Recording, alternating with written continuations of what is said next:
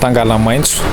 Tangalamaitso dia coopérative an'olona voaofana mitondra asa ny malagasy, manatsara ny tontolo iainana dia mampiroborobo ny sehatra ny fizahantany. Ny horesahako anareo androany dia ny Zoma'ny Tangala.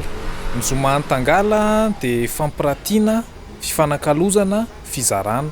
Izany hoe ireo olona rehetrarehetra anatin'ny tontolo ny serasera, ny manga sy ny maitso, izany hoe tontolon'ny fanabeazana sy ny fanajariana.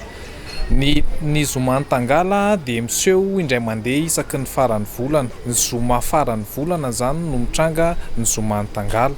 Izany hoe izy io dia ahafahan'ireo mpandray anjara mampiranty ny vokatra, mitantara ny fandaharam-potoanany ary ihany koa mizara ireo trakefananany izany entina ampivoarana ny Madagasikara.